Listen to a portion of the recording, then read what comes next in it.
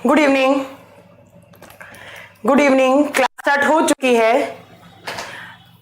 एक बार आप मुझे कमेंट करके बताइए कि आपको ऑडियो और वीडियो सही दिख रहा है, तो आगे की हम क्लास स्टार्ट करें। Good evening Vipul Singh, good evening Puneet Kumar, good evening Gopi Bind, good evening. Class start हो चुकी है। आप लोग लाइव आ जाएं जल्दी से, जो बच्चे लाइव नहीं आए हैं। मैम आज क्लास कब तक स्टार्ट होगी? स्टार्ट हो चुकी है पंकज, सही है, चल रहा है वेब में, एक बार देख लीजिएगा, बच्चे बोल रहे हैं। प्लीज एक बार कमेंट करके बताइए। हाय सुमित रावत, हाय। ओके, क्लास स्टार्ट हो चुकी है। Okay, Kumar Vinod, Krishna Kumar Sahu, okay, Pankaj, yes. एक तो आप लोगों में थोड़ा सा पेशेंस नहीं है, मैंने आपको कल भी बताया था, थोड़ा सा पेशेंस रखना सीखो। आप लोग गवर्नमेंट एम्प्लॉय बनने वाले हो, तो थोड़ा सा आप लोग अपना पेशेंस रखें, बचा कर रखें। आज कह रहे हैं मैम आज आपकी 12 से 2 क्लास क्यों नहीं हुई? मैं सच्ची बता रही हूँ, विद्या माता की कसम, मम्मी कसम, आज सुबह मेरा गला इतना खराब था, इस गले से आवाज ही नहीं निकल रही थी, तो मैं अब क्या आकर पढ़ाती ऐसे गले के साथ, इसलिए मैं नहीं, आज 12 से 2 क्लास थी, मैंने कहा मैं क्लास तो लूंगी, क्लास कैंसिल नहीं करवाऊंगी, आप इसको रात में लगा दो, और सिर्फ आप बच्चों का नुकसान ना हो, तो मैं भी 9:30 तक मैं भी स्टूडियो में हूं।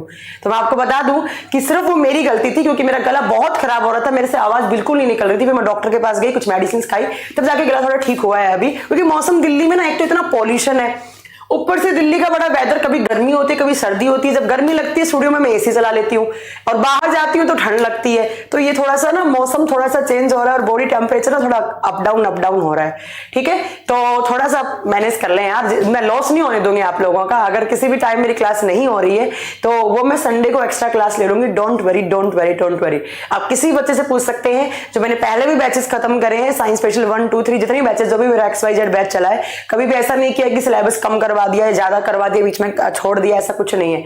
मैम क्लास का फिक्स टाइम नहीं है कि क्लास का फिक्स टाइम है ऑलरेडी, ठीक है। तो MD अताबुल कह रहे हैं कि मैम हम सोने जा रहे थे। अरे सोना नहीं है इतना जल्दी, ध्यान से सोना है तो जाग जाइए, ठीक है। ये क्वेश्चन मार्क वाले क्या बोल रहे हैं? आरती, आरती, ओके आरती, चलिए अब हम टाइम वेस्ट नहीं करते हैं। मैम इन्फॉर्म कर दीजिए, इन्फॉर्म कर दिया था बेटा, इन्फॉर्म कर दिया था, ठीक है। चलिए अब बहुत बातें हो गई है, अब हम पढ़ते हैं। तो हम बायोलॉजी पढ़ रहे थे, और बायोलॉजी में हम क्या पढ़ रहे थे? तो हम पढ़ रहे थे साइटोलॉजी। बायोलॉजी में हम पढ़ रहे थे साइटोलॉजी। क्या पढ़ रहे थे हम? साइटोलॉजी, जिसको हम क्या बोलते हैं, जिसको हम बोलते हैं साइटोलॉजी में हम क्या पढ़ते हैं? तो मैंने आपको बताया है कि साइटोडोम का मतलब क्या होता है बच्चों, साइटो का मतलब सेल, और लॉजी का मतलब क्या होता है बच्चों, टू स्टडी। साइंस की वो ब्रांच जिसमें आप सेल के बारे में स्टडी करते हो, वही हम पढ़ रहे थे, राइट। अब हम क्या पढ़ रहे थे?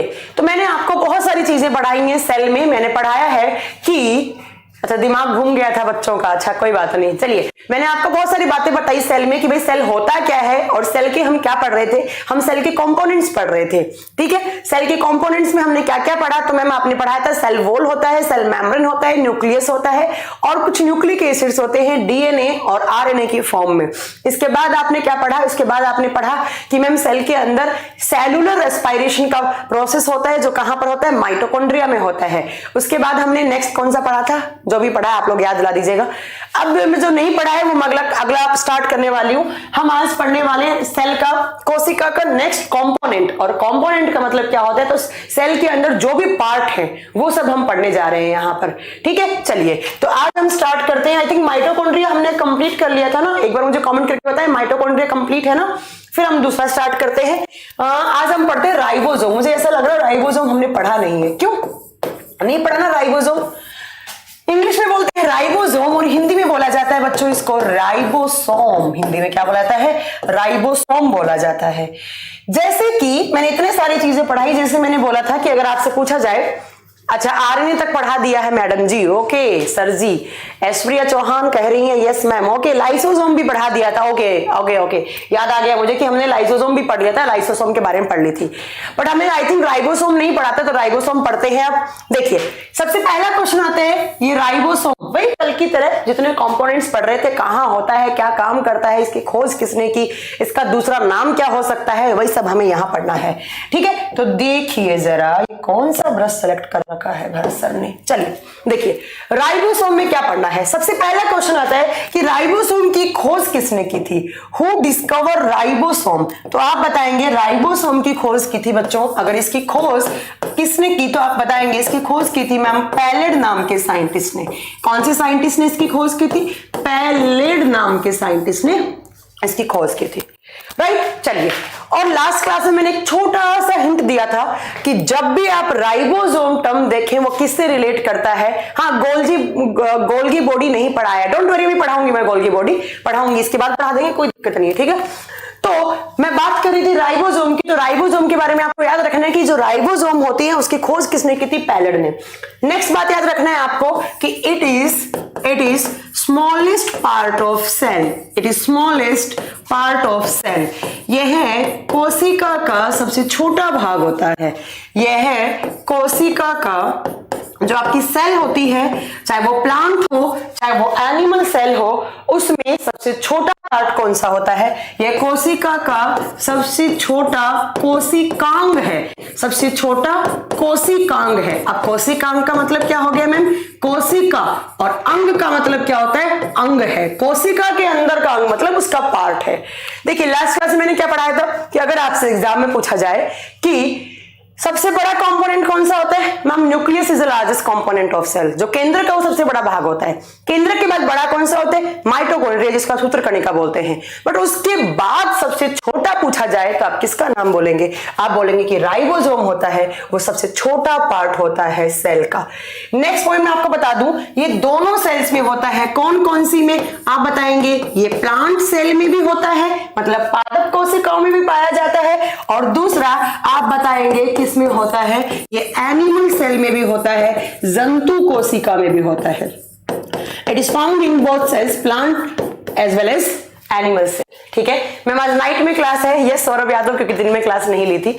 चलिए नेक्स्ट पार्ट आपको यहां पर क्या याद रखना है राइबोसोम के बारे में। तो आप याद रखेंगे बच्चों कि ये जो राइबोसोम है इसके ऊपर मेम्ब्रेन नहीं पाई जाती है। बहुत अच्छा क्वेश्चन है, आप लिखेंगे मेम्ब्रेन इज एब्सेंट। क्या लिखेंगे बच्चों, मेम्ब्रेन इज एब्सेंट। क्या नहीं पाई जाती है इसके ऊपर, झिल्ली नहीं पाई जाती है। याद करो लास्ट क्लास मैंने कहा था कि माइटोकॉन्ड्रिया के ऊपर कितनी झिल्लियां होती हैं, मैम माइटोकॉन्ड्रिया के ऊपर 2 झिल्ली होती हैं, है ना। झिल्ली क्या होती है, ऐसे मेम्ब्रेन्स होती हैं। ठीक है, बट अगर मैं राइबोसोम की बात करूं बच्चों, राइबोसोम पर कोई भी मेम्ब्रेन नहीं होती। आपसे एग्जाम में क्वेश्चन कैसे पूछेगा, सेल का वो कौन सा कंपोनेंट है, सेल का वो कौन सा ऑर्गेनेलिज है जिसके ऊपर कोई मेम्ब्रेन नहीं होता है, आप क्या बताएंगे, वो कौन सा है, वो राइबोसोम है, वो राइबोसोम है। राइट, सबसे छोटा पूछे तो भी आप क्या बताएंगे, राइबोसोम। इसका एक और नाम भी होता है, इस राइबोसोम को कहते हैं, इसको कहा जाता है पैलेड ग्रेन्यूल्स, क्योंकि पैलेड नाम के साइंटिस्ट ने क्या की थी, इसकी खोज की थी। तो आपसे पूछे कि इसका अदर नेम क्या है, तो बच्चों आपको बताना है इसके 2 नाम होते हैं। इसके अन्य नाम किस नाम से आपसे एग्जाम में पूछा जा सकता है, ma'am I think it is more than enough for CGL. Yes Rohit, absolutely you are right. ठीक है, तो अदर नेम, इसके अन्य नाम क्या क्या हो सकते हैं, आप बताएंगे। इसको कहा जाता है पैलेड ग्रेन्यूल्स, पैलेड ग्रेन्यूल्स। अब हिंदी में कोई अलग नाम नहीं बच्चों इसको। पैलेड में खोज की, ग्रेन्यूल्स का मतलब है कण, मतलब पैलेड के कण कहा जाता है इसको। दूसरा इसका नाम होता है बच्चों प्रोटीन फैक्ट्री। कौन सी फैक्ट्री, प्रोटीन फैक्ट्री, और हिंदी में क्या बोलेंगे, प्रोटीन बनाने वाला फैक्ट्री। क्योंकि मैं बता चुकी हूं जब भी आप राइबोसोम टर्म देखेंगे उसका मतलब क्या होता है, वो क्या काम करता है, वो प्रोटीन बनाने का काम करता है, प्रोटीन के सिंथेसिस में हेल्पफुल होता है। याद कीजिए मेरी लास्ट क्लास मैंने लिखवाया था कि प्रोटीन सिंथेसिस का काम कौन करता है, आरएनए। पहला क्या हो गया, आरएनए। दूसरा आप क्या लिखेंगे यहां पर, दूसरा लिखेंगे Saurabh Yadav, I don't know आप क्या लिख रहे हैं, मुझे कुछ समझ में नहीं आया है। ठीक है, तो आप दूसरा लिखेंगे इसको प्रोटीन बनाने वाला फैक्ट्री राइबोसोम को भी कहा जाता है। नेक्स्ट पॉइंट में आप यहां लिखेंगे कि जो राइबोसोम्स होते हैं, यहां पर राइबोसोम टर्म का मतलब क्या होता है, इसको थोड़ा सा हम ऊपर कर दें। मैंने लिखा कि इनको आप राइबोसोम बोलते हैं। ठीक है, इनको आप क्या बोलते हैं, राइबोसोम बोलते हैं। बच्चों यहां पर राइबो का मतलब क्या होता है? राइबो का मतलब होता है यहां पर डीएनए प्लस प्रोटीन, या यहां पर आरएनए भी लिख सकते हैं आप, एक ही बात है। डीएनए या आप लिख लो न्यूक्लिक एसिड प्लस प्रोटीन लिख सकते हैं आप, ठीक है। सॉरी, राइबो तो आर होगा ना, डी कहां से हो जाएगा। आप लिखेंगे कि यहां पर राइबो टर्म का मतलब होता है आरएनए प्रोटीन्स, आरएनए मतलब प्रोटीन बनाने वाला आरएनए, और जोम का टर्म का मतलब होता है बच्चों बॉडी। कहने का मतलब मैम हमारी सेल के अंदर, हमारी कोशिकाओं के अंदर वो कंपोनेंट जो आरएनए के साथ मिलकर क्या बनाता है? प्रोटीन बनाता है। वो बॉडी, वो एक मैकेनिज्म जो आरएनए प्रोटीन बनाने का काम करता है, वो कौन सा? वो राइबोसोम होता है। वो कौन सा? राइबोसोम होता है। इसके अलावा मैं आपको बता दूं कि ये राइबोसोम जो होता है एक और सेल का कंपोनेंट होता है जिसके अंदर भी होता है। किसके अंदर होता है? इसको स्टार करके अपने कॉपी में लिखिएगा, एज इट इज आपको एग्जाम में पूछा जाएगा कि ये कहां होता है। मैं इसको रेड से लिख रही हूं, रेड पेन से। आप लिखेंगे it is also found in, it is also found in ER। अब मैम ये ER क्या बवाल होता है, अभी पढ़ाएंगे थोड़ी देर में।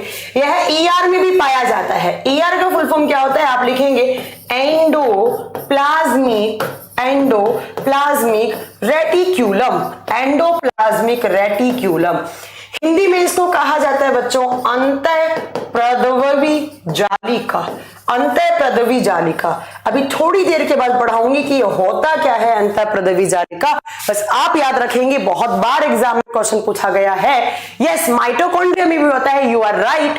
प्रदीप आप बिल्कुल सही बोल रहे हैं कि हाँ, श्वेत कोशिकाओं में न्यूक्लियस पाया जाता है, केंद्रक पाया जाता है। जो भी पूछ रहे हैं मुझसे, आप बताएंगे कि मैम ये जो राइबोसोम होता है, आपने बताया था एक तो कहां होता है, मैम कल आप लिखवा के गई थी, कहां होता है? माइटोकॉन्ड्रिया। एंडोप्लाज्मिक रेटिकुलम क्या होता है? ये अभी हम थोड़ी देर के बाद पढ़ेंगे। पुनीत कुमार का क्वेश्चन है, मैम क्या श्वेत रुधिर कोशिकाओं में केंद्रक पाया जाता है? यस पुनीत कुमार, कोशिकाएं, nucleus is present in WBCs।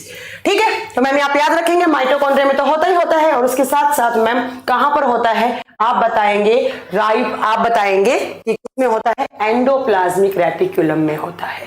ठीक है, नेक्स्ट मैं आपको बता दूं एक बात कि जो राइबोसोम्स होते हैं उनके अंदर आपसे कभी एग्जाम में पूछ लिया जाए कि राइबोसोम में किस प्रकार का आरएनए पाया जाता है। ठीक है, राइबोसोम में कौन सा आरएनए पाया जाता है? तो आप बताएंगे राइबोसोम में आरएनए होता है। और याद करो लास्ट क्लास बड़ा अच्छे से बताया था, आर का फुल फॉर्म क्या है यहाँ? आर का फुल फॉर्म राइबोसोम है। ठीक है, देखो दो क्वेश्चन बताऊं, वापस रिपीट करूं। आपसे पूछे कि सेल के किस कंपोनेंट में, या माइटोकॉन्ड्रिया को छोड़ दो, साइटोप्लाज्म को छोड़ दो, तो वो सेल का कौन सा कंपोनेंट है जिसके पास आरएनए होता है? आप क्या बताएंगे? वो ER होता है, वो एंडोप्लाज्मिक रेटिकुलम होता है। ठीक है, दूसरा आपसे पूछे कि राइबोसोम के पास कौन सा आरएनए है, आपका आंसर क्या होगा? मैम राइबोसोम के पास RNA होता है। ठीक है, दूसरी बात मैं आपको एक बहुत अच्छा पॉइंट बताऊं अगर आरएनए के बारे में बच्चों, अगर आप नोट करना चाहते हो तो जो आरएनए है ना, ये सभी प्रकार की सेल्स में होता है। It is found in all types of cells. यह सभी प्रकार की कोशिकाओं में पाया जाता है। सभी प्रकार की कोशिकाओं का मतलब होता है ये यूनिसेल्युलर और मल्टी सेल्युलर दोनों में पाया जाता है। सभी प्रकार की कोशिकाओं में पाया जाता है। It is found in all types of cells. आप क्या लिखेंगे इंग्लिश में? It is found in all types of cells. ये सारे प्रकार की कोशिकाओं में है, इसलिए इसका नाम रखा गया है यूनिवर्सल कंपोनेंट ऑफ सेल। क्या? Universal component of cell. इस लाइन का मतलब क्या हो गया कि सभी प्रकार की कोशिकाओं में पाया जाने वाला सेल का कौन सा कंपोनेंट है? आप आंसर क्या देंगे? यस, प्लांट में भी होता है, अभी लिखा मैंने ऊपर कि प्लांट में भी होता है। इसलिए आप इसको क्या बोलते हैं बच्चों? इसको कहा जाता है यूनिवर्सल कंपोनेंट ऑफ सेल। ये एग्जाम में, PCS के एग्जाम में एक पूछा हुआ क्वेश्चन है कि सेल के किस पार्ट को आप यूनिवर्सल कंपोनेंट कह सकते हैं, तो आपको वहां पर आंसर क्या देना था? राइबोसोम। और PCS में एक क्वेश्चन और भी पूछा था। क्या पूछा था? तो पूछा था कि एक बैक्टीरिया होता है ई कोलाई, उस ई कोलाई बैक्टीरिया में कितने राइबोसोम होते हैं, उसमें कितने राइबोसोम होते हैं। ठीक है, तो आप एक चीज लिख लीजिएगा कि जो ई कोलाई बैक्टीरिया होता है इसका फुल फॉर्म होता है बच्चों एस्चेरिया कोलाई। आगे पढ़ाऊंगी मैं, आप इससे टकराओगे, इस नाम से वापस टकराओगे आप, ठीक है। ई कोलाई जीवाणु, कौन सा जीवाणु बच्चों? ई कोलाई जीवाणु। इसको ऐसे लिखा जाता है, देखो ई कोलाई फुल फॉर्म क्या होता है? एस्चेरिया कोलाई। तो क्वेश्चन आता है कि ये जो एस्चेरिया कोलाई बैक्टीरिया है उसके अंदर कितने राइबोसोम होते हैं? आपका आंसर होगा कितने आदमी थे वैसे कितने राइबोसोम होते हैं? 10,000 राइबोसोम होते हैं। बहुत ही अच्छा क्वेश्चन है, पीसीएस के एग्जाम में दोनों क्वेश्चन पूछे हुए मैं प्लीज करके इस अपने कॉपी में अच्छे से नोट्स बनाएं। इस चीज का आपको लिखना है कि यूनिवर्सल कंपोनेंट ऑफ सेल पूछे तो कौन सा होता है? राइबोसोम होता है। दूसरा, ई कोलाई जीवाणु में ऑलमोस्ट कितने होते हैं? आप बताओगे कितने होते हैं बच्चों? 10,000 होते हैं। चलो अब नेक्स्ट पॉइंट आप याद रखिएगा। अब आप में से कोई पूछ ले, वैसे आपने पूछा नहीं, वैसे आपको पूछना चाहिए था, ठीक है, कि मैम अगर बैक्टीरिया में इतना है तो फिर हमारे बॉडी में कितने होते हैं? कि बैक्टीरिया में इतने हैं तो हमारे बॉडी में तो मैम बैक्टीरिया तो क्या है? एक सेल था। बैक्टीरिया जब जन्म लिया तब भी ऐसा था, जब मरा तब भी ऐसा था।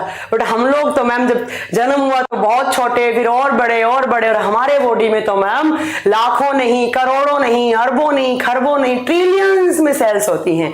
तो मैम हमारे बॉडी में कितनी राइबोसोम्स होते हैं? तो आप लिखेंगे इसको स्टार बना के कि हमारे बॉडी में जितनी भी सेल्स हैं उनमें से एक सेल में, पर सेल में कितने मिलियंस होते हैं? आप बताओगे 10 millions per cell in mammals. In mammals बच्चों, मैमल्स का मतलब क्या हो गया यहाँ पे? स्तनधारी। क्या मतलब हो गया?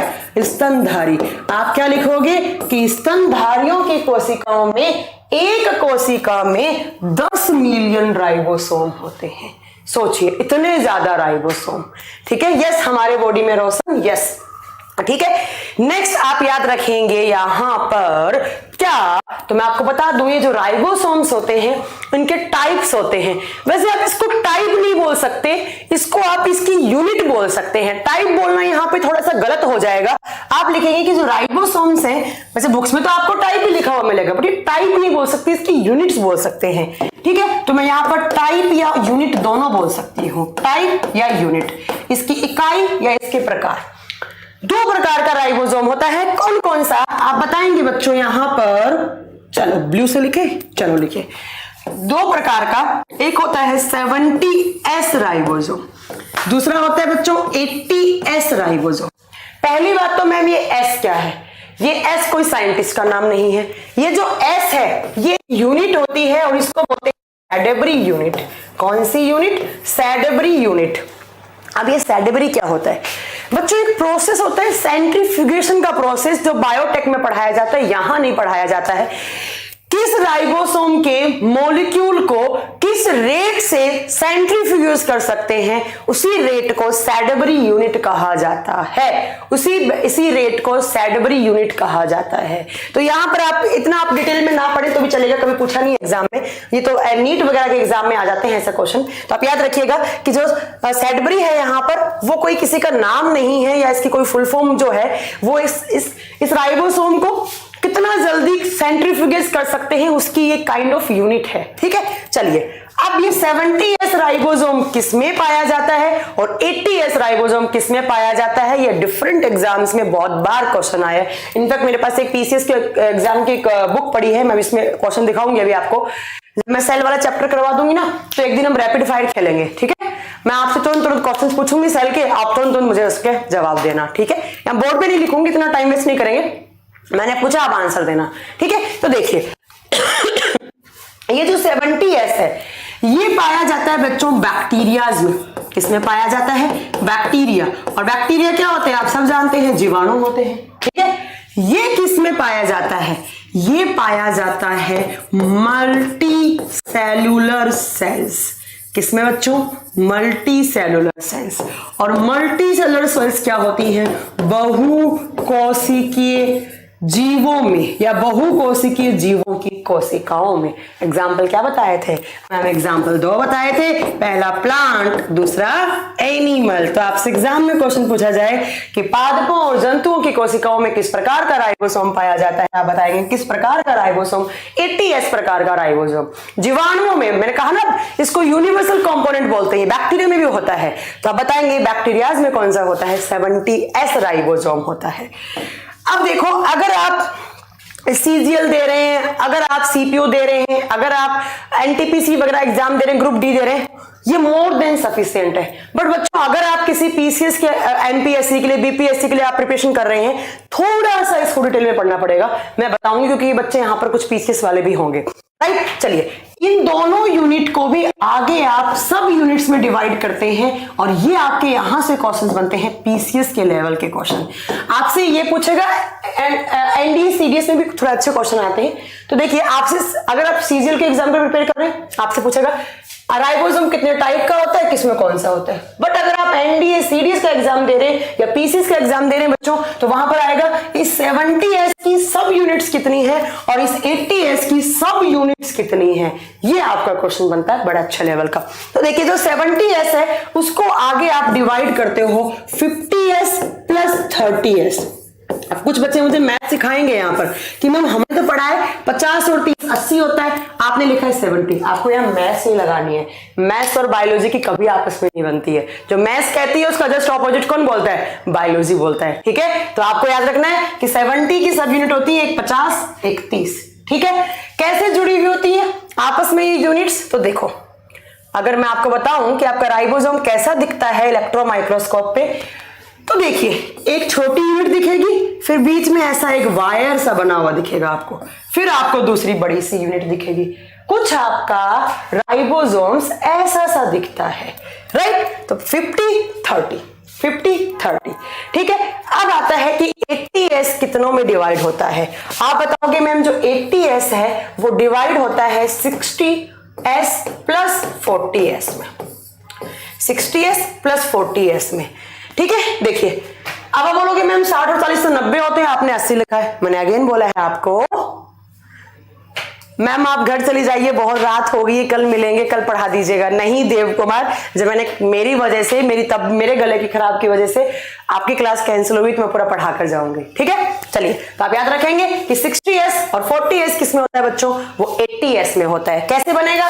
ऐसे, ऊपर वाली छोटी है, छोटी कौन सी है यहाँ पर? 40, ऊपर वाला कौन सा हो जाएगा? ये 40S, ठीक है। चलो, और इसका यहां पर ऐसा ऐसा, ठीक है। तो ये क्या है? ये आपके नीचे वाली कौन सी है? 60S, 60S, right. चलो, ये छोटा वाला राइबोसोम की यूनिट, ये बड़ा वाला राइबोसोम। तो हमारे बॉडी में जो राइबोसोम्स दिखेंगे वो कैसे दिखेंगे? वो ऐसा दिखेगा मैम, है ना। चलो, नेक्स्ट देखो, नेक्स्ट सुनो ध्यान से। मैम आपने ये तो बता दिया कि ये क्या है, ये आपने बताया कि भैया ये ऊपर वाली क्या है, यहाँ पर 30 बनेगी, ये आपकी क्या बनेगी? यहाँ पर 50 बनेगी। ये बीच में तार सा क्या बनाया मैम आपने? ये वायर सा क्या जोड़ा है? ये क्या जोड़ा है? और यही आपका पीसीएस के लेवल का क्वेश्चन बन जाता है। यही आपके पीसीएस के लेवल का क्वेश्चन बन जाता है कि आया मैम ने, ये वायर नहीं, ये है बच्चों mRNA। कौन सा RNA? mRNA, messenger RNA। आपसे एग्जाम में क्वेश्चन पूछा जाएगा, राइबोसोम की 2 यूनिट आपस में कौन से RNA से जुड़ी हुई होती हैं? आप क्या बताएंगे? कौन सा RNA है यहाँ पर? mRNA। बताओ, कुछ डाउट है? इसको स्टार कर लेना, जो बच्चा बीपीएससी एमपीएससी देने जा रहा है पक्का ऐसा क्वेश्चन मिलेगा, ठीक है। चलिए, अब ऐसे राइबोसोम जो mRNA के थ्रू कनेक्टेड होते हैं, उनका साइंस में एक नाम और होता है, उसका नाम, इन राइबोसोम्स को बोलते हैं पॉलीसोम्स। बड़ा अच्छा क्वेश्चन बना, यूपीएससी लेवल का बड़ा अच्छा क्वेश्चन है। पॉलीसोम्स, पॉलीसोम बोलते हैं। क्या कहा मैंने? कुछ समझ में आया? वापिस समझो। मैंने कहा भैया जो राइबोसोम है उसको 2 यूनिट में डिवाइड करते हैं, ऊपर छोटे वाला होता है, नीचे बड़ा वाला होता है, बीच में एक तार सा बना होता है, और वो तार कौन सा होता है? mRNA। और ऐसा राइबोसोम जिसकी दोनों यूनिट mRNA के थ्रू कनेक्टेड होती हैं, these kinds of ribosomes are known as polysomes। कभी भी एग्जाम में आपके पास क्वेश्चन आ जाए व्हाट इज पोलीसोम या अनदर नेम ऑफ राइबोसोम, क्या आंसर करेंगे वहां पर? पोलीसोम। कुछ समझ में आ रहा है भैया?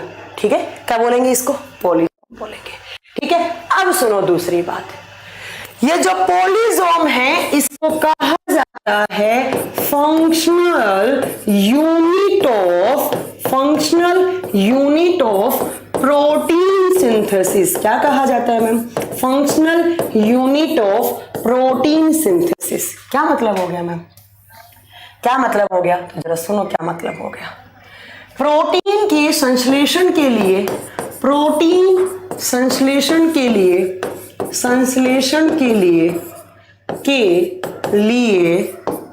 क्रियात्मक इकाई, कौन सी इकाई? क्रियात्मक इकाई। बहुत बार एग्जाम में पूछा हुआ है, मैं फिर रिपीट कर देती हूँ, सीजीएल सीपीओ का ये लेवल नहीं है, वो नहीं पूछेगा, बट अगर आप कोई एनडीए सीडीएस का एग्जाम दे रहे हैं तो पक्का ये क्वेश्चन आएगा कि जो प्रोटीन सिंथेसिस करने की राइबोसोम में जो फंक्शनल यूनिट है, मैंने कहा है भैया किसके बारे में पढ़े? राइबोसोम। क्या बनाएगा? ठीक है, क्या बनाएगा? तो आप बताएंगे प्रोटीन का सिंथेसिस करेगा, तो उसके लिए फंक्शनल यूनिट का नाम क्या है? पॉलीजोम्स या राइबोसोम्स। बताइए क्या यहां तक आपको कोई दिक्कत है? मैम एक बार वापस रिपीट करवा दो, कुछ बच्चों को प्रॉब्लम आएगी। ठीक है, तो चलो आ जाइए। डिजिटल बोर्ड का फायदा यही होता है कि आपने जो लिखा वो थोड़ी देर के बाद आप वापस बच्चों को रिवाइज करवा दे, बट ज्यादा टाइम ना लगवाएं रिवाइज करवाने। रे भैया कहाँ भाग गया? अच्छा, बड़ा नीचे चला गया। ज्यादा टाइम नहीं लूंगी मैं आपका, क्योंकि पहले मैं बहुत स्लो पढ़ाती हूँ, एक एक लाइन लिख के पढ़ाती हूँ। अगर ऐसे पढ़ाएंगे तो सिलेबस कब होगा? और मुझे पता है आप में से कुछ मूर्ख बच्चे हैं जो सिर्फ ये पूछते हैं कि सिलेबस कब होगा, सिलेबस कब होगा। उनको कोई पढ़ाई लिखाई से मतलब नहीं होता है, बस उनको सिलेबस खत्म करना होता है। चलो आओ एक एक बात। अब हम लेंगे ब्लैक पेन। सुनो ध्यान से, एग्जाम में क्वेश्चन कैसे आएंगे। मैम गंध की पहचान करने वाली झिल्ली कौन सी होती है? अरे सब बताएंगे उत्तम, रुक जाओ। ठीक है, चलिए देखा, पहला है राइबोसोम। हमने क्या पढ़ा? हमने राइबोसोम पढ़ा। राइबोसोम की खोज किसने की? पैलेड ने। कितने नंबर का क्वेश्चन? पहला क्वेश्चन। दूसरा पूछे सेल का कौन सा कंपोनेंट सबसे छोटा होता है? राइबोसोम। 2 question clear. तीसरा आपसे पूछे कि सारी सेल्स में पाए जाने वाला वो सेल का कौन सा कंपोनेंट है जो सब सेल में होता है? कौन सा? राइबोसोम। तीसरा क्वेश्चन। चौथा, वो कौन सा कंपोनेंट है? ये क्वेश्चन चल रहे हैं आपके, ठीक है, आपसे क्वेश्चन पूछा जाए कि वो कौन सा कंपोनेंट है जिसके ऊपर मेम्ब्रेन नहीं होती, झिल्ली नहीं होती, आपका आंसर क्या होगा? राइबोसोम। 4 क्वेश्चन। 5वां सुनिए जरा, राइबोसोम के अदर नेम क्या होते हैं? किस किस नाम से आप राइबोसोम को बुला सकते हैं? मैम 5वां क्वेश्चन, राइबोसोम को पैलेट ग्रैन्यूल्स भी कह सकते हैं, राइबोसोम को प्रोटीन बनाने वाला फैक्ट्री भी कह सकते हैं। राइबोसोम में राइबोटोम का मतलब होता है बच्चों आरएनए प्लस प्रोटीन, जोम का मतलब होता है बॉडी, वो बॉडी जो प्रोटीन बनाती है वो राइबोसोम कहलाती है। चलिए नेक्स्ट पॉइंट, आपसे पूछा जाए राइबोसोम कहां कहां होता है? ठीक है, चलो आप बताएंगे, ठीक है, आप बताएंगे कि जो राइबोसोम्स होता है वो कहां कहां होता है। एक तो वो माइटोकॉन्ड्रिया में होता है, दूसरा वो किस में होता है? आप बताएंगे एंडोप्लाज्मिक रेटिकुलम में होता है। अब ये क्या होता है वो बाद की बात है, पढ़ेंगे कि करके सारा। नेक्स्ट आप बताएंगे कि राइबोसोम के पास कौन सा आरएनए होता है? आप बताएंगे आरआरएनए होता है। बट मैम राइबोसोम की दोनों यूनिट्स होती हैं, वो बीच में किस आरएनए से जुड़ती हैं? एमआरएनए से। ठीक है, नेक्स्ट देखिएगा, मैंने यहाँ पे क्वेश्चन पॉइंट लिखा है कि राइबोसोम सब में पाया जाता है, इसलिए यूनिवर्सल कंपोनेंट ऑफ सेल होता है। मैंने बोला राइबोसोम बैक्टीरिया में भी होता है, और एक बैक्टीरिया ऐसा है जिसके अंदर 10,000 राइबोसोम्स होते हैं, उसका नाम क्या होता है? ई कोलाई या एस्चेरिचिया कोलाई बैक्टीरिया। कभी पूछ ले एग्जाम में किस बैक्टीरिया में सबसे ज्यादा राइबोसोम होते हैं, नाम क्या आएगा उसका? E coli. हमारी सेल्स में कितना है? ठीक है, हमारी सेल्स में कितने होते हैं? एक सेल में आप ऑलमोस्ट 10 मिलियन।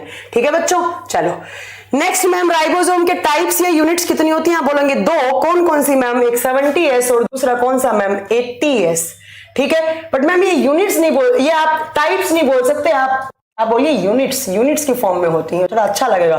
ठीक है, चलिए आपसे पूछे हमारे बॉडी में कौन सा होता है, आपका आंसर क्या आएगा? 80S।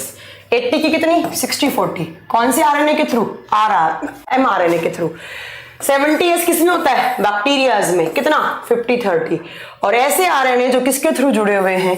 mRNA के थ्रू क्या कहलाते हैं? पॉलीसोम्स। पॉलीसोम्स को क्या बोलते हैं हम?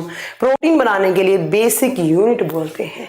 ये आपका राइबोसोम कंपोनेंट मेरी साइड से खत्म। आपकी साइड से अगर इतने क्वेश्चंस आपने याद कर लिए और ये क्वेश्चन बना लिए तो आपकी साइड से भी खत्म हो जाएगा। चलिए फिर अगले कंपोनेंट पे, चलिए मैम अगले कंपोनेंट पे चलते हैं। चलें अगले कंपोनेंट पे जल्दी बताइए कमेंट करके। मैम आप रिपीट ना करें क्योंकि आपके पढ़ाया हुआ वैसे ही हमें समझ में आ जाता है। अरे वाह, तुम तो बड़ी इंटेलिजेंट हो यार रिंकू।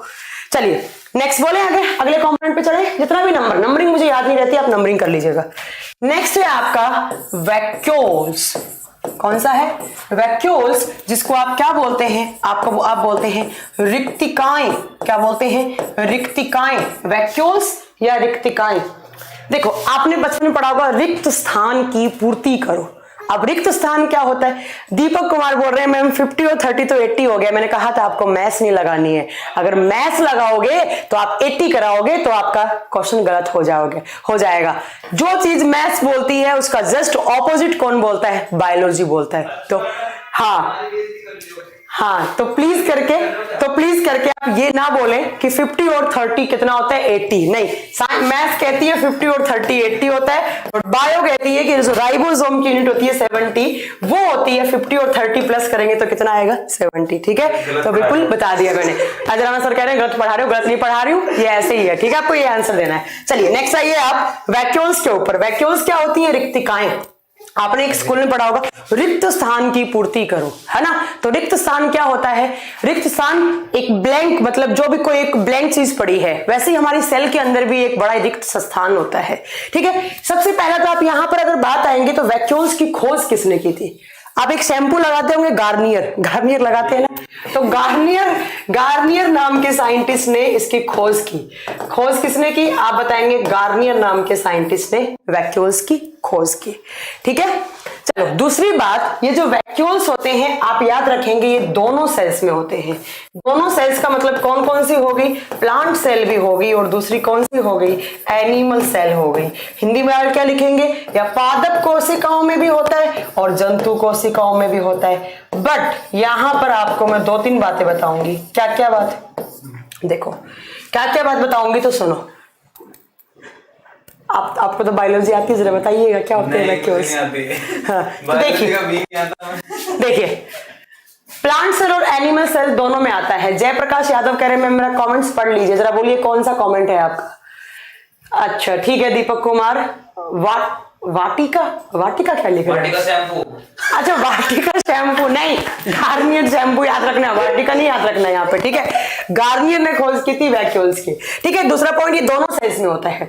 बट आपसे पूछा जाए कि मैम इसका साइज कौन सी सेल्स में बड़ा होगा? प्लांट में बड़ा होगा या एनिमल में बड़ा होगा? तो आप लिखेंगे प्लांट के आगे कि it is larger in plant but smaller in animal cell. पादप कोशिकाओं में इसका आकार बड़ा होता है, जबकि जंतु कोशिकाओं में इसका आकार कैसा होता है? छोटा होता है।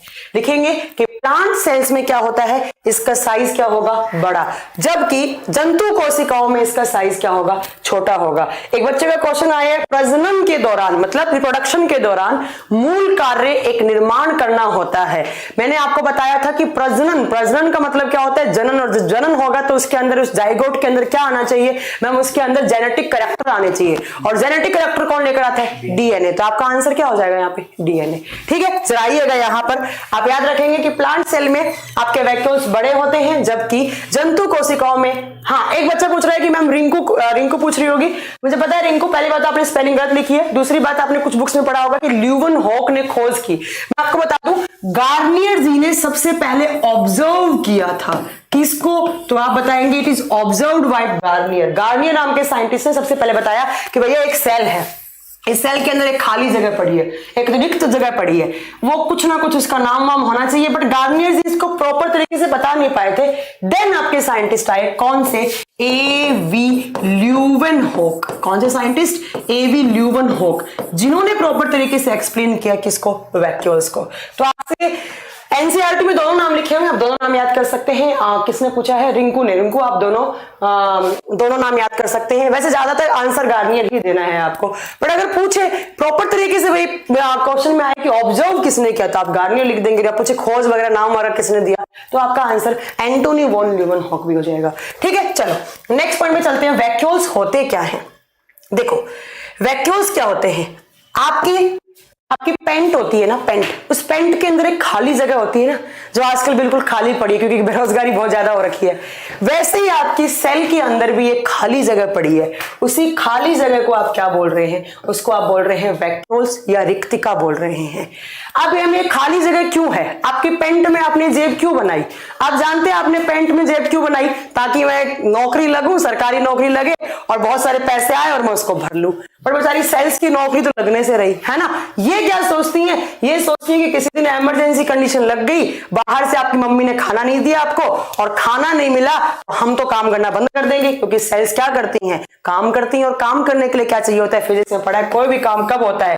जब आपके पास ऊर्जा होती है। और ऊर्जा हमारे बॉडी में किसकी फॉर्म में होती है? एटीपी। मैम आज आपका मूड बहुत अच्छा है। अच्छा नहीं, मूड ऐसा बात नहीं है, आज सुबह से क्लास में निकली तो बड़ी फ्रेश लग रही हूं मैं। ठीक है, चलिए देखिए, तो आपके सेल में, आपके पेंट में एक पॉकेट है, अभी वो खाली है। थोड़े दिनों में पैसे कमाओगे, चाहे आप करप्शन करो, भ्रष्टाचार करो, चाहे चोरी करो, चाहे डाका डालो, बट पैसे तो आएंगे ही आएंगे, है ना। तो आपकी क्या हो जाएगी? पॉकेट भर जाएगी। वैसे ही आपकी सेल सोचती है कि भैया किसी दिन इन लोगों ने बाहर से खाना नहीं खाया, कोई मम्मी से गुस्सा हो गया, कोई गर्लफ्रेंड से, कोई बॉयफ्रेंड से गुस्सा हो गया, खाना नहीं खाया, तो अब हम क्या करेंगे? हमारे पास तो ऊर्जा होनी चाहिए। तो ये सेल्स बड़ी चालाक होती हैं, ये पहले से ही अपने पास एक एम्प्टी स्पेस रखती हैं। और जब इनको लगेगा कि बाहर से कुछ इमरजेंसी कंडीशंस लगने वाली हैं, तो क्या हो जाएगा? तो आप क्या करेंगे? तो आप क्या करेंगे कि आपकी सेल्स क्या करेंगी? इसके अंदर चीजें क्या कर लेंगी? स्टोर कर लेंगी। तो आप ये कहना चाह रही हैं कि मैम हम इसको पॉकेट ऑफ सेल बोल सकते हैं। यस, बिल्कुल बोल सकते हैं। एक जेब है हमारी सेल के अंदर। तो आपसे एग्जाम में पूछा जाए सेल के कौन से कंपोनेंट को पॉकेट ऑफ सेल कहा जाता है, आप आंसर क्या देंगे? वैक्यूल्स को कहा जाता है। अब इसके अंदर क्या होता है? तो आपकी सेल्स क्या करती हैं? इसके अंदर क्या क्या चीजें स्टोर कर लेती हैं आपकी सेल्स? इसके अंदर आपके ऑर्गेनिक कंपाउंड। अभी ऑर्गेनिक कंपाउंड क्या होते हैं सब जानते हैं आप। ऑर्गेनिक कंपाउंड क्या होते हैं? कार्बोहाइड्रेट, प्रोटीन्स, फैट, जिनसे आपको एनर्जी मिल रही है। ठीक है, चलिए, तो ये क्या करती हैं? ये ऑर्गेनिक कंपाउंड को स्टोर कर लेती हैं। हिंदी में क्या लिखेंगे? ये कार्बनिक पदार्थों का संग्रहण कर लेती हैं। और कार्बनिक पदार्थों से क्या मिलती है? ऊर्जा मिलती है। प्लस मैम पानी भी तो चाहिए, कभी आपने पानी नहीं पिया तो क्या हो जाएगा? ठीक है, तो जब पानी, तो ये क्या करती हैं? पहले से पानी को भी स्टोर कर लेती हैं। तो आपसे एग्जाम में क्वेश्चन पूछा जाए कि सेल का वो कौन सा कंपोनेंट है जो पहले से ही इमरजेंसी कंडीशन लगने से पहले ही वो क्या कर लेता है? वो ऑर्गेनिक कंपाउंड्स और पानी को स्टोर कर लेता है। पहले खाली था, जैसे आपकी जेब खाली है, जब आपकी नौकरी लग गई, इसकी भी नौकरी लग गई, तो इसने क्या स्टोर कर लिया? उसने ऑर्गेनिक कंपाउंड प्लस पानी। एग्जाम में क्वेश्चन आएगा सेल का वो कौन सा कंपोनेंट है जिसके पास एनर्जी कंपाउंड्स होते हैं? मैम इसको रसधानी भी नाम बोलते हैं। अरे आऊंगे भी, रुक जाओ यार, चुल मत मचाओ। ठीक है, बताएंगे रसधानी क्या होता है, वो बताएंगे। रसधानी थोड़ा सा अलग चीज होता है बच्चों, होता है इसके अंदर ही है। अब इसके अंदर ग्लूकोज भी होता है, याद रखिएगा। तो पूछ रहे ग्लूकोज कहां होता है, तो अभी आपके बताएंगे वैक्यूल्स के अंदर होता है। अब मैं आपको बता दूं, एक बच्चे का डाउट आया है जो एक जेन्युइन सा डाउट है, पर जरा ध्यान से सुनिएगा कि रसधानी क्या होता है। एक बच्चे ने पूछा है कि मैम रसधानी क्या होता है। वैक्यूल से ही रिलेट करता है ये रसधानी। एक्चुअली इस वैक्यूल्स की कैसी स्ट्रक्चर होती है मैं बताऊं तो इसके बीच में ऐसा सा, ये वैक्यूल है, इस पूरे बोर्ड को आप सेल मान लो, ये पूरा बोर्ड है, एक कोशिका है, इसके अंदर एक ये वैक्यूल है, इसके अंदर एक लिक्विड जैसी एक अलग से रसधानी बनी हुई होती है जिसको आप बोलते हैं सेल सेप। एक्चुअली इसको रसधानी कहा जाता है। इसके अंदर क्या है? रस है, मतलब रस का मतलब है इसके अंदर ग्लूकोज वगैरह है, ऑर्गेनिक कंपाउंड्स वगैरह हैं। ठीक है बच्चा, तो रसधानी वैक्यूल्स के अंदर ही होता है। एक और छोटी जगह जिसके अंदर सेल का सेप रहता है, सेल के अंदर जो भी आपके लिक्विड चीजें होती हैं वो रहती हैं। नेक्स्ट मैं बता दूं, आप याद रखेंगे कि वैक्यूल के ऊपर मेम्ब्रेन पाई जाती है। वैक्यूल के ऊपर क्या होती है, मेम्ब्रेन होती है, झिल्ली होती है। बट इस झिल्ली का नाम दिया हुआ है यहाँ पर, और यही आपसे नाम पूछा जाएगा बच्चों कि जो वैक्यूल है, जो रिक्तिकाएं हैं उसके बाहर जो झिल्ली होती है उसका नाम क्या होता है। आप बताएंगे उसको टोनोप्लास्ट बोलते हैं। इस मेम्ब्रेन का नाम क्या है बच्चों, टोनोप्लास्ट। क्या नाम है, टोनोप्लास्ट। अब एग्जामिनर ना थोड़े से पागल होते हैं, वो कुछ भी पूछ लेते हैं, मुझे टोनोप्लास्ट कहाँ होता है, तो आप क्या बताएंगे, ठीक है, तो आप क्या बताएंगे, आप बताएंगे कि वो वैक्यूल्स के अंदर होता है। रसधानी कहाँ होता है, जो सेल के अंदर जो सेप होता है उसी को बोलते हैं। अब मैं आपको एक बात बता दूं कि जब हमारी सेल्स बनना स्टार्ट होती हैं, इमैच्योर होती हैं। इमैच्योर क्या होता है, मतलब मैम आप गाना सुनाना, गाना गाना नहीं आता मुझे, मेरी आवाज मुझे बहुत गंदी लगती है, ठीक है। चलिए देखो, एक इमैच्योर सेल है। इमैच्योर का मतलब क्या है, ऐसी सेल मैम जो मैच्योर नहीं हुई है। क्या है, जो अपरिपक्व सेल है, अपरिपक्व सेल है, ठीक है। अपरिपक्व कोशिका में ये वैक्यूल्स बहुत ज्यादा होते हैं। मान लो एक सेल है, ये मैच्योर नहीं हुई बेचारी, नई बनी है, ठीक है। तो क्या होगा मैम, कोशिका का कंकाल तंत्र किसका बना हुआ होता है, अरे रुक जाओ यार दीपक, सब बताएंगे यार। तो इसके अंदर ऐसे छोटे छोटे बहुत सारे वैक्यूल्स होते हैं। बट जब ये सेल मैच्योर हो जाती है ना बच्चों, मैच्योर का मतलब क्या है, वो पक गई है ना, वो पक गई, मतलब पकी हुई सेल या मैच्योर सेल। तो ये जो छोटे छोटे वैक्यूल्स हैं वो आपस में जुड़कर बड़े बड़े वैक्यूल्स बना लेते हैं। ऐसे नंबर में कम होंगे बट साइज में क्या होंगे, बड़े। तो एक बार मुझे अच्छे से याद है कि पीसीएस के एग्जाम में क्वेश्चन आया था कि कौन सी सेल्स में वैक्यूल्स का नंबर ज्यादा होगा। वहां पर मतलब लैंग्वेज थी न्यूबॉर्न सेल्स, या लैंग्वेज थी इमैच्योर सेल्स या मैच्योर सेल्स। तो आप क्या बताएंगे, आप बताएंगे कि मैम ऐसी सेल्स जो मैच्योर नहीं है उनमें बहुत ज्यादा होते हैं, बट जो मैच्योर होती है तो वो आपस में जुड़कर नंबर में कम हो जाते हैं, क्या, वैक्यूल्स। अब मैं आपको एक बात बताऊं, चलो सुनो, वैक्यूल्स ना प्लांट में भी होते हैं, एनिमल में भी होते हैं, प्लांट सेल में भी होते हैं, एनिमल सेल में भी होते हैं, प्लस बच्चों में बता दूं ये बैक्टीरिया में भी होते हैं। किसमें होते हैं, ये बैक्टीरिया में भी होते हैं, जीवाणुओं में भी होते हैं। तो आप अपनी बुक्स में क्या, अपने कॉपी में क्या लिखेंगे अच्छा, ल्यूसेंट में रसधानी और वैक्यूल को एक ही दे रखा है। अरे आप ल्यूसेंट को ना एक काम करो, सबसे पहले अगर आपने मेरा बैच ज्वाइन कर रखा है तो सबसे पहले ल्यूसेंट है ना उसको अपनी कबर्ड में रख दो एक साइड, और उसे खोलो ही मत, ठीक है। तो प्लीज करके उसे बिल्कुल खोलो ही मत, ठीक है। चलिए देखिए, यह पादप कोशिकाओं में, जंतु कोशिकाओं में और बैक्टीरिया जीवाणु तीनों में होता है, ठीक है। क्योंकि आजकल जो कंपटीशन, मेरा जो बोलने का, मैं किसी ल्यूसेंट बुक के ऑथर को मैं कुछ गलत नहीं बोल रही हूँ, बुक वो अच्छी है, बट मैं बता दूं आजकल कंपटीशन एग्जाम का लेवल ल्यूसेंट बुक नहीं रहा है, ठीक है। चलिए, तो तीनों में होता है। बट मैं एक बात बता दूं, प्लांट सेल के लिए सबसे ज्यादा नेसेसरी है, ये क्या है, सबसे ज्यादा आवश्यक है। आपसे पूछा जाए वो कौन सा कंपोनेंट है जो प्लांट सेल में तो होना ही होना चाहिए, ठीक है। मैम साइंस की एमसीक्यू बैच ली हूं, ग्रुप डी की एमसीक्यू की बैच ले की नहीं, ले लीजिए। ग्रुप डी के क्वेश्चंस, प्रीवियस ईयर के क्वेश्चंस करवाएंगे उसमें, ठीक है। देखिए जरा, देखिए, तो प्लांट सेल में ये आवश्यक होते हैं। अब मैम ऐसा क्यों, प्लांट में हो ना होते तो क्या होता, आपने सुना होगा पेड़ पौधे क्या करते हैं, फोटोसिंथेसिस करते हैं, क्या बनाते हैं, खाना बनाते हैं। किसकी प्रेजेंस में, सूर्य के प्रकाश, सनलाइट की प्रेजेंस में, है ना। तो पेड़ पौधे क्या करते हैं, पेड़ पौधे सोचते हैं कि यार किसी दिन अगर सनलाइट नहीं आई 3-4 दिन तो हम खाना क्या करेंगे, खाना नहीं बना तो हम कैसे सरवाइव करेंगे। तो वो क्या करते हैं, वो अपने वैक्यूल्स में अपना फूड स्टोर कर लेते हैं। हम लोग क्या है, हम लोगों को खाना नहीं मिला हम बाहर जाके खा लेंगे, है ना। एक दिन खाना नहीं मिला तो हम फ्रूट्स खा लेंगे, अगर रोटी नहीं मिले तो कुछ और खा लेंगे, है ना। तो बट प्लांट तो बेचारों के पास एक ही मीडियम, और क्या, सनलाइट। तो बेचारे वो क्या करते हैं कि वो उनके लिए बहुत कंपल्सरी कंपोनेंट है, कौन सा, वैक्यूल्स, ताकि वो स्टोर कर ले खाना, ठीक है। तो आप बता दीजिएगा इस बात को। नेक्स्ट मैं आपको बता दूं कि जो प्लांट सेल में ऐसा कहा जाता है कि प्लांट सेल का जितना भी वॉल्यूम होता है, प्लांट सेल का जितना भी वॉल्यूम होता है, जितना भी वॉल्यूम, जो डिपेंड करता है कौन सी सेल ले रहे हैं आप, जितना वॉल्यूम है प्लांट सेल का, प्लांट की बात कर रहे हैं, ऐसा कहा जाता है जितना भी वॉल्यूम है उसका 90% जो पार्ट है या 90% जो वॉल्यूम है वो किसकी वजह से होता है, वैक्यूल्स की वजह से होता है। किसकी वजह से? वैक्यूल्स की। ऐसा कहा जाता है कि प्लांट की सेल का जितना भी वॉल्यूम है उसका 90% वॉल्यूम किसकी वजह से होता है? वैक्यूल की वजह से होता है। मैम आपकी आवाज से मेरे घर में सब डरते हैं। अरे नहीं यार, डरना नहीं चाहिए। अंकित आप क्या बोल रहे हैं? अब दोबारा बोलिए तो आपका कमेंट पढ़ूंगी। ठीक है, सब में होते हैं बैक्टीरिया में। देखो एक बैक्टीरिया अमीबा, आगे पढ़ाऊंगी मैं आपको। अमीबा है ऐसा, उसके अंदर यहाँ पर ऐसे क्या होता है? वैक्यूल्स। इसी वैक्यूल्स में खाना पचाता है। इसी, अरे हाँ याद आ गया, एक क्वेश्चन पूछा था एग्जाम में कि अमीबा में जो खाना है उसको पचाने का काम कौन सा सेल का पार्ट करता है? आप क्या बताओगे? कौन से सेल का पार्ट? कौन सा पार्ट? वैक्यूल्स। बेचारा अमीबा एक सेल है, एक बैक्टीरिया है, उसके अंदर यही खाना पचता है क्योंकि इसके अंदर कुछ एंजाइम्स भी होते हैं।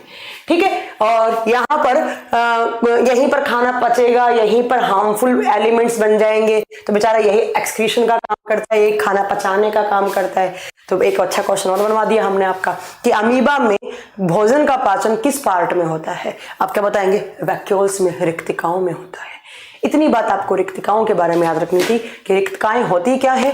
मतलब हमारी सेल के अंदर एक कंपोनेंट होता है जो एम्प्टी पड़ा है। क्या है? जो खाली है। खाली का मतलब क्या होता है? एम्प्टी। इंग्लिश में क्या होता है? एम्प्टी। जो खाली जगह पड़ी है उसको क्या बोल दोगे आप? वैक्यूल्स बोल दोगे, है ना। तो उसके अंदर क्या होता है? उसके अंदर पानी होता है, उसके अंदर कुछ एंजाइम्स होता है, उसके अंदर ऑर्गेनिक कंपाउंड्स होते हैं, ग्लूकोज वगैरह होता है। और वो कब काम आते हैं? जब हमारी सेल के अंदर इमरजेंसी कंडीशन लगती है, कुछ आपातकालीन स्थितियां लग जाती हैं, जैसे बाहर से खाना वाना नहीं खाया, सेल के पास एनर्जी की कमी होगी, तो सेल्स इससे उठा लेंगी और अपना काम चला लेंगी। ठीक है, प्लांट सेल में बहुत कंपल्सरी होना ही होना चाहिए, होना ही होना चाहिए। ठीक है मैम, मुझे आपके वीडियो से सारे डाउट क्लियर हो गए। ओके उत्तम, थैंक यू वेरी मच। कल 12 बजे क्लास लीजिएगा मैम। यस, कल 12 बजे ही क्लास होगी। ठीक है, तो आपने वैक्यूल्स पढ़ा, दूसरा आपने क्या पढ़ा?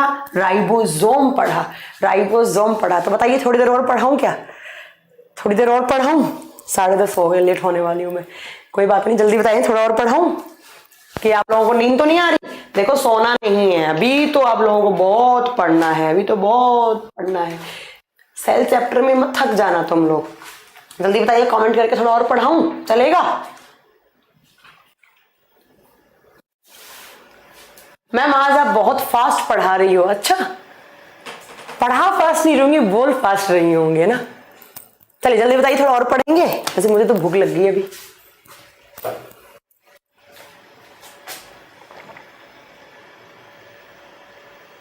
बहुत है मैम। मैम आप घर जाइए।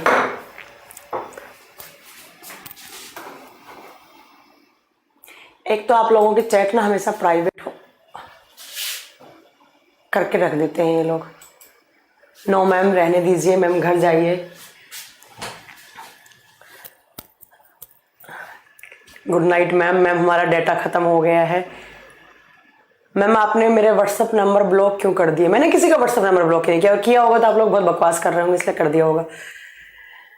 मैम छोड़ दो, मैम सो रहे हैं। चलो ठीक है, कोई बात नहीं, यही खाना खा लो, यही खाना खा लें। अच्छा नहीं नहीं नहीं, ऐसे नहीं, यहाँ खाना नहीं खाऊंगी, बाहर सर लोग वेट कर रहे हैं। मैम आप रेस्ट कीजिए। हाँ कल पढ़ाना, ठीक है? इतना बहुत है यार, मुझे भी भूख लग रही है बहुत ज्यादा, गला और ज्यादा खराब हो रहा है। अच्छा, how many chromosomes in Drosophila? मैं बता दूं, मैंने कल एक चीज लिखवाई थी ड्रोसोफिला में। बच्चों ध्यान से सुनना, जल्दबाजी में मैंने थोड़ा सा, देखो क्या पढ़ा दिया था। ड्रोसोफिला में 4 पेयर क्रोमोसोम्स होते हैं, और जबकि मेरे 4 का मतलब पेयर्स का मतलब कितना है? 8, है ना। तो टोटल नंबर में कितने हो गए? 8। तो बट मैंने कल क्या लिख दिया था कि ड्रोसोफिला में 8 पेयर्स होते हैं। तो 8 पेयर्स नहीं, वो जल्दबाजी की चीजें हैं, तो वो 4 पेयर हैं। अगर आपसे पूछे कितने पेयर्स हैं तो 4, बट नंबर में कितने हैं तो वो कितने हो जाएगा? 8 हो जाएगा। ठीक है, हाँ ठीक है। तो याद रखिएगा, ड्रोसोफिला में नंबर्स में पूछे तो 8 हो जाएंगे बच्चा। मैं गलत हूं ना आप गलत हैं? ठीक है, मैं अपना व्हाट्सअप नंबर दे दो। आप व्हाट्सअप नंबर में अपना क्या दे दो? आप लोग फिर बहुत परेशान करते हैं मैसेज करके। नहीं मैम बहुत है, ठीक है चलिए, तो फिर इतना बहुत है, अब मुझे भी खाना खाना चाहिए, भूख लग रही, 10:30 हो गए।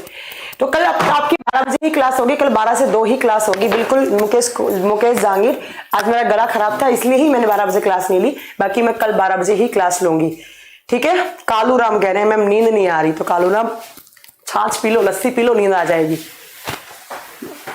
तो राजेश फिर तो मैंने आपका नंबर ब्लॉक नहीं किया होगा बेटा, अगर आपने कोई गलत बात नहीं की होगी तो।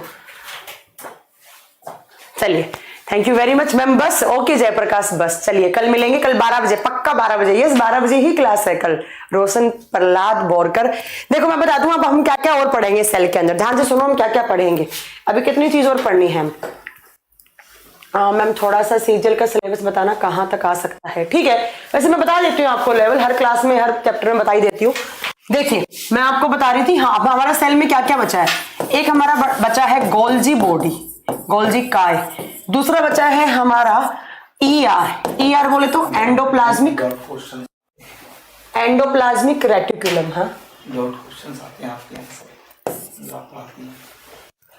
डाउट क्वेश्चन मतलब डॉट सेम क्वेश्चन। अच्छा चलिए नेक्स्ट आपको मैं बता दूं, यहाँ पर गोल्गी बॉडी हो गया, ईआर पढ़ाना है, एंडोप्लाज्मिक रेटिकुलम पढ़ाना है, और तीसरा आपको मेरे को पढ़ाना है प्लास्टिड हमने नहीं पढ़ाना अभी, लवक नहीं पढ़ा, हरित लवक पढ़ा होगा ना, परण हरित, वो सब पढ़ना है।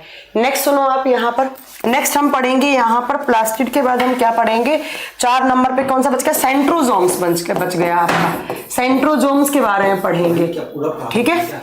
तो ये हम अभी हमारा बचा हुआ है, ठीक है। मुझे पता है कुछ बच्चों के ऊपर से जा रहा होगा, कुछ बच्चों ने आज तक सेल वाला चैप्टर पढ़ा होगा कहीं भी, किसी भी टीचर किसी भी कोचिंग में, तो वहां पर पढ़ा होगा सेल बेसिक यूनिट होती है, सेल के ये भाग होते हैं और खत्म।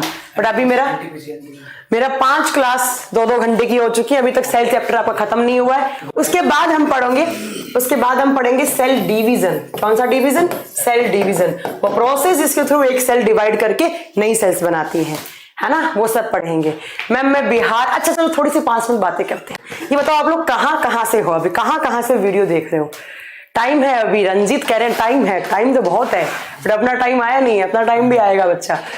मैम एनटीपीसी का एग्जाम कब हो सकता है, एनटीपीसी का एग्जाम से मुझे याद आया हमारा एनटीपीसी का एक क्रैश कोर्स बैच स्टार्ट हो रहा है। वाह क्या आपने याद दिलाया है। पहले मुझे बताओ आप लोग कहाँ से, उसके बाद मैं आपको एक बात बताऊंगी आप लोगों के लिए।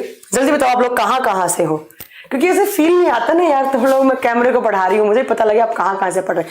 मैम वैक्यूम्स किस प्रकार चार्ज होती हैं, चार्ज मतलब किस प्रकार, चार्ज की मतलब चार्ज तो नहीं कह सकते, उनके अंदर खाना आता है तो वो चार्ज हो जाती है automatically. Ma'am zero order reaction मतलब बता दो, जीरो ऑर्डर मतलब मैं समझी नहीं। अच्छा रिएक्शंस बता दूं, ओके बता दूंगी। अच्छा जयपुर से हैं मैम हम, महाराष्ट्र से कहाँ है वो बताइए, झांसी से।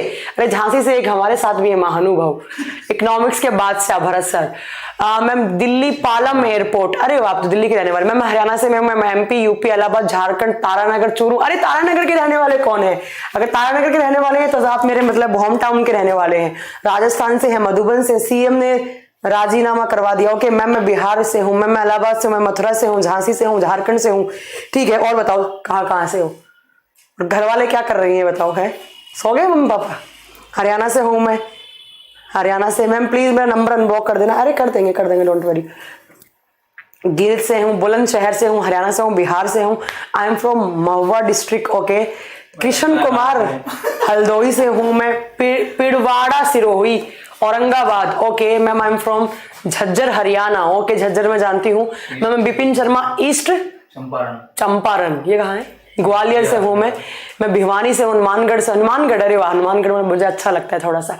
मैम जयपुर में कहाँ से हैं आप ये बताइए। मैम आप मथुरा घूमने भी आना, मथुरा बहुत बार घूमे हम, अगली बार आएंगे तो आपसे मिलेंगे। मैम मैं हनुमानगढ़ से हूँ, भरनापुर से हूँ। मैम यूपी इलाहाबाद मधुबनी से, ठीक है। मैम आज आपके कपड़े बहुत अच्छे लग रहे हैं। अच्छा कपड़े अच्छे लग रहे हैं मतलब पढ़ाया हुआ अच्छा नहीं लग रहा, कपड़ों में ध्यान जा रहा है तो मेरा चांटा मारूंगी मैं मथुरा से हूँ, मैं सिरोही से हूँ। मैम मेरे को कोई नहीं जानता, या आपने क्या लिखा, जमशेदपुर झारखंड। राजस्थान के झुंझुनू से होके, झुंझुनू में चिड़ावा है और चिड़ावा के पेड़े बहुत फेमस हैं, तो आपका जब भी सिलेक्शन होता है पेड़े लेकर आइए आप, ठीक है। रांची झारखंड, रांची में तो क्या मिलता है, रांची झारखंड में तो कोयला मिलता है, आप कोयला लेकर आना, ठीक है। मैम यूपी इलाहाबाद आएंगे हम लोग बहुत जल्दी घूमने। पटना से तो बड़ी अच्छी बात याद आ गई, पटना में तो मैं आपसे बिल्कुल मिलने वाली हूँ। पटना में हम लोग बहुत जल्दी ऑफलाइन क्लासेस स्टार्ट करने वाले हैं। मैम आपका इंट्रोडक्शन बताओ प्लीज। अरे दीपक तुम पिछले 6 महीने से मुझसे पढ़ रहे हो और आज तुम इंट्रोडक्शन मांग रहे हो मुझसे। देखो पटना से याद है कि हम बहुत जल्दी पटना में हमारे ऑफलाइन क्लासेस स्टार्ट करने वाले हैं। जो भी हम जितनी भी हमारी टीम यहाँ है वही की वही आपको फेस टू फेस पढ़ाने वाली है आपको पटना शहर में। तो जो भी बच्चे पटना से हैं, इयरिंग कहाँ से लिए मैडम? इयरिंग कहाँ से लिए? इयरिंग मम्मी लेकर आई मेरी है। मैम यूपी इलाहाबाद से हूँ, मधुबनी। ओके ठीक है। हाँ, तो पटना में 7 दिसंबर को 7 दिसंबर आप लोग हमारे सेमिनार में आने ना भूलें। 7 दिसंबर को हमारा एक ओपन सेमिनार है और जिसमें हम अनाउंस करेंगे हमारे साथ, हम तो आएंगे ही आएंगे सारे टीचर्स, बट उसके साथ हम एक महान हस्ती को लेकर आने वाले हैं। अभी वो सरप्राइज है, बाद में बताएंगे। झांसी है, झांसी में भी रहने वाले हैं आप। ठीक है मैम, हमारा सिलेक्शन हो गया यूपी पुलिस में, अब एनटीपीसी में चाहिए, आपकी कृपा से बिल्कुल हो जाएगा। तो आप याद रखिएगा पटना में आप कहाँ मिलोगे? मैम पटना में मिलोगे, यस 7 दिसंबर को मिलोगे। वेन्यू बताऊंगी कल और परसों कहाँ मिलेंगे। ठीक है, नया टोला में बिकना पहाड़ी मोड़ के पीछे जो राठौड़ कैंपस है वहां पर हमारा टाइम्स कोचिंग का ऑफिस है, आप वहां जाकर इंक्वायरी कर सकते हैं। नेक्स्ट मैं आपको एक बात बता दूं कि हमारा एनटीपीसी क्रैश कोर्स का एक बैच स्टार्ट हुआ है। मतलब एनटीपीसी तो कम, मतलब आप इसको आप किस किस एग्जाम के लिए, आप कोई भी ऐसा ही दे रहे हैं, आप यूपी ऐसा ही दे रहे हैं, आप एमपी ऐसा ही दे रहे हैं, आप बिहार ऐसा ही दे रहे हैं, है ना। और साथ में मैं आपको बता दूं, अगर आप ग्रुप डी के लिए भी प्रिपेयर कर रहे हैं तो इस बैच के अंदर हम लोग प्रैक्टिस बैच लेकर आए हैं। Crash course, kind of crash course practice batch है जहां पर आपको बहुत सारे क्वेश्चंस की प्रैक्टिस करवाई जाएगी। ठीक है, यहाँ पर अलग अलग सेट आएंगे यहाँ पर। ठीक है, तो यहाँ पर 3 सब्जेक्ट मेनली पढ़ाए जाएंगे। पहला है मैथ्स, दूसरा है रीजनिंग और तीसरा साइंस। साइंस में तीनों होंगे, केमिस्ट्री, बायो, फिजिक्स। थ्योरी वाला क्लास नहीं है, थ्योरी नहीं होगी यहाँ पर आपको प्रैक्टिस करवाई जाएगी मैथ्स के क्वेश्चन। जैसे अजय राणा सर हैं इस बैच में, तो अजय राणा सर आपके पास 25 क्वेश्चन लेकर आएंगे और डेली उस 25 क्वेश्चंस की आपको प्रैक्टिस करवाएंगे। ठीक है, उसके अलावा रीजनिंग में परवेज आलम सर हैं जो हमारे बड़े भाई स्वरूप है और उनके इंट्रोडक्शन की रिक्वायरमेंट आपको है ही नहीं। ठीक है, तीसरा साइंस में बायो और केमिस्ट्री के क्वेश्चन मैं डिस्कस करूंगी और फिजिक्स के आपको क्वेश्चन डिस्कस करेंगे अंकुर सर। ठीक है, तो जो भी बच्चा एनटीपीसी या यूपीएसआई जिसको लगता है कि मैंने सिलेबस कर लिया है, अब मुझे प्रैक्टिस की रिक्वायरमेंट है, तो आप इस बैच को परचेज कीजिए। हमारी वेबसाइट या एप्लीकेशन पे जाइए। अगर अभी आप कर रहे हैं तो आप टाइम्स50 प्रोमो कोड लगाइए और आपको 50% डिस्काउंट मिल जाएगा। ठीक है, टाइम ड्यूरेशन क्या होगा? 2 मंथ। और मैं बता दूं टाइम्स कोचिंग का पहला बैच है जो 7 दिन रेगुलर चलने वाला है, इसमें छुट्टी बुट्टी नहीं होगी।